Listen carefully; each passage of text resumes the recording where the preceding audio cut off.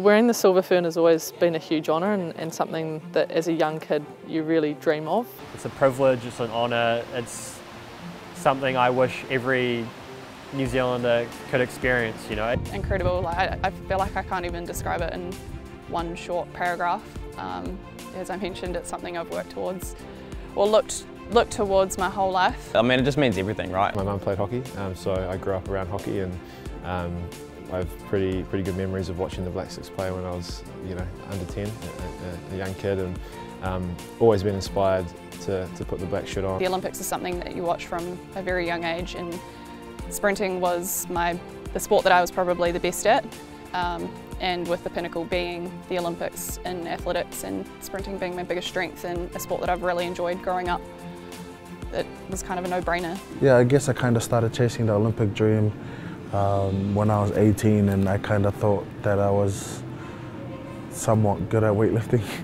And I was just being so competitive, I wanted to be at the best level. My current coach, she sort of instilled the idea that I could probably go to the Olympics after I won World Championships in 2009 as a 12-year-old, all the way in Russia. So after that competition, it was like, oh yeah, I'll, you know, give it a go. And I think I was kind of like, yeah, this would be pretty cool if I could, you know, be the first person to do something. I had a lot of athletes to look up to, and I thought it was just such a cool, I guess, job to do. And I saw their lifestyle, I saw what, you know, the places it could take you, the friends you can make, and I wanted to be an Olympian, and I wanted to get a medal with the Olympics, and that's what motivates me, it's what drives me, it's how I set my goals. My whole life is based around trying to be the fastest swimmer possible, so it's been a fun journey, and I hope to continue and hopefully maybe get an Olympic medal. One of the goals to make the final, and yeah, see what happens from there. Once I make that final, I can just let rip and enjoy it as much as possible. I want to hit that 190 mark on the snatch, and something around 240 plus in the clean and jerk. Fingers crossed.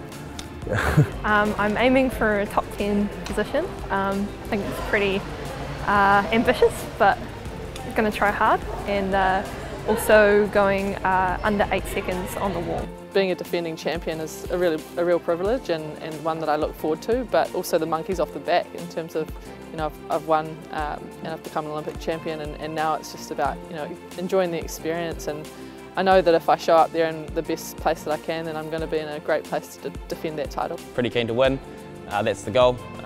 Been working pretty hard, and you know, I came third in Tokyo, so it'd be pretty cool to do a couple better and take out the top spot. But ultimately, just going to there have fun and see what happens. I'd love to be on the podium. I mean, ultimately a medal is what I have dreamed for, and it's what I train for.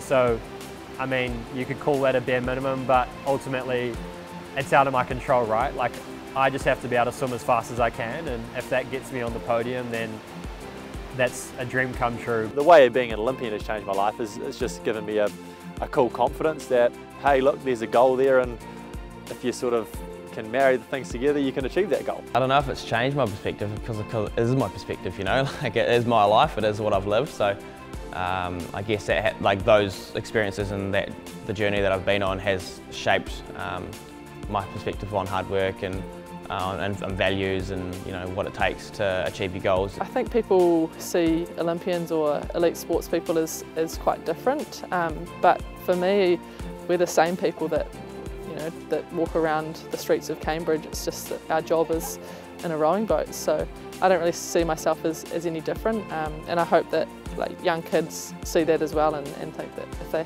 you know, have a goal or a dream, that they can set their sights on it and do what they want. I think it'll just be another thing that's there next to my name, and I know that it changes sometimes how people interact with you and see you, but I still see myself as Sarah, and that is so much more than my climbing. Yeah, it's a good life that I've lived, and, you know, sometimes you got to step back and kind of, like, from the outside and look in and go, like, you've achieved quite a lot. My biggest challenge was when I lost my grandpa, who was the biggest motivator for me pursuing a weightlifting career. Yeah, that was a hard time for me at the end of 2018. I mean, I've had tough sessions, but I feel like it's more the consistency of being able to show up session after session, day after day, just having the intent and purpose behind every session that's sort of built to this moment. Yeah, I think Rio is probably, that result there was definitely a turning point, and one where I thought my career was done, and that, you know, I'd not necessarily achieved my dreams and the results that I wanted to. To stay in the game over a long period of time is the real test, and to find ways to love it, but ultimately playing international hockey with your mates and putting on the black jersey, that's what it's all about. I think that there's always a silver lining in disappointments and setbacks. There's always something to be learnt, so I always feel as well that it adds fuel to the belly, fuel to the fire, and lets you come back stronger.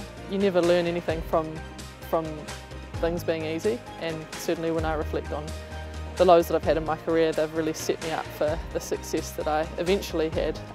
But you know, making sure that you reflect honestly on the things that went well and trying to remedy that is really part of being successful at the end. People say as an athlete, it's like a roller coaster. You know, you never really do have this, I guess, linear curve of improvement. So it has sort of been like an up and down process, and I think that's what makes you an athlete. The mental side of it is actually much harder than the physical. I know that if I'm in a good place, I perform really well. So I know that I've got a really good team around me that work on the mental side of things, and I know that that can be my strength. I don't know how other athletes do it, but I guess that's one of the perks of being a weightlifter, that it's mentally tough, so it teaches you a lot along the journey. So once you've come to a competition, you're prepared. So I guess throughout the training, throughout all the mislifts, throughout all the frustrations of not getting what I want to get in training, it kind of prepares you to compete at a higher level. In the past, I've sort of talked myself down during a race, and that's when you swim slow. So ultimately, when I go into a race, I want to be in flow state, just ready to swim fast, and have confidence, you know, like be prepared to hurt, and that's what I hope when I walk out, that's what I'm ready for. I've run hundreds of thousands of hundreds in my lifetime, so just running it the same as I would any other race.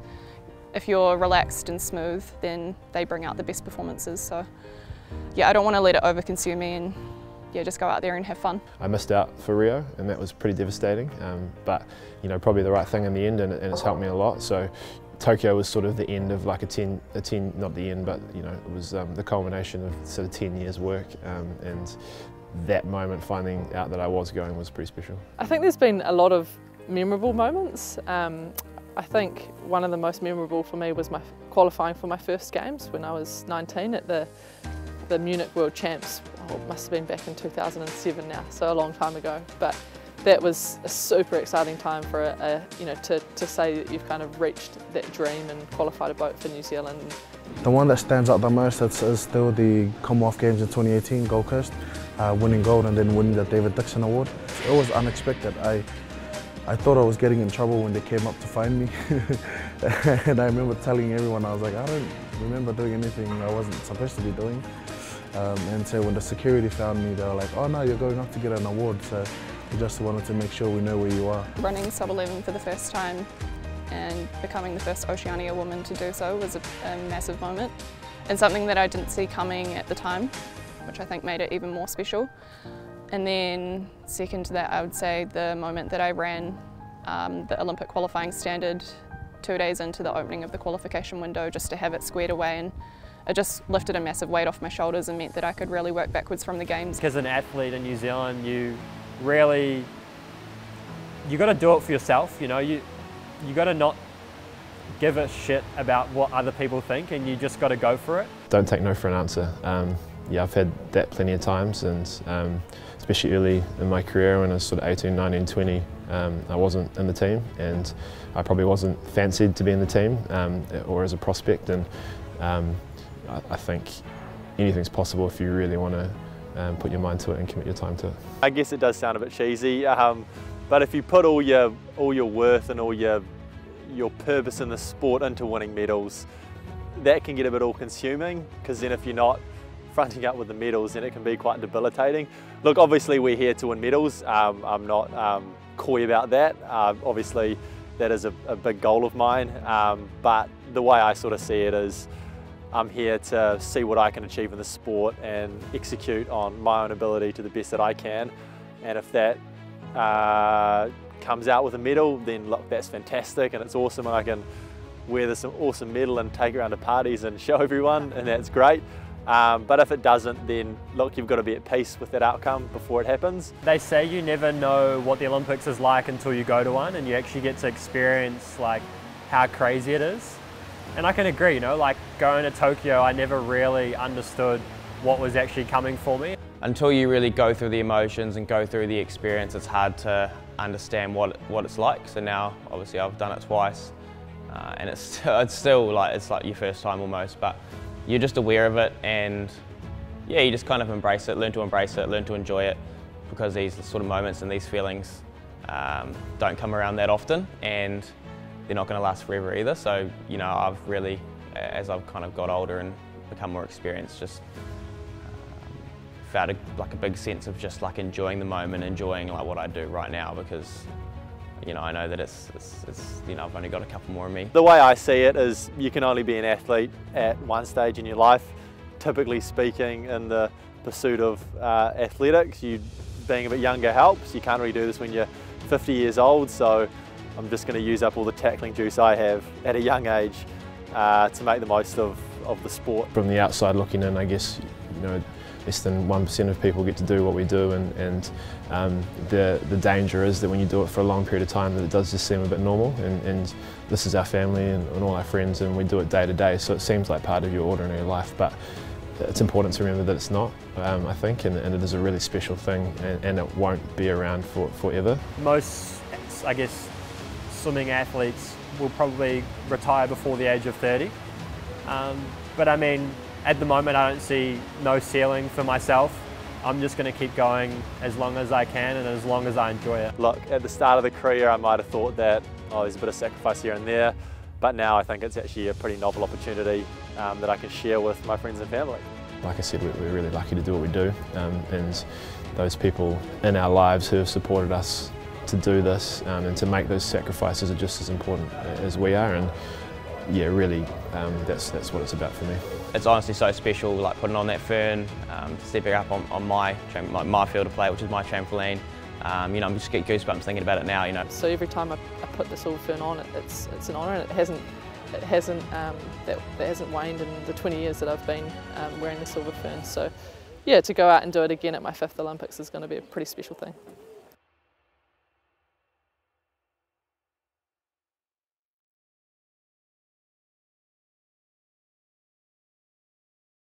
Thanks for checking out our YouTube channel. To stay up to date with all the latest New Zealand Herald news, click the subscribe button below or check out one of these videos, and head over to nzherald.co.nz for more news worth knowing.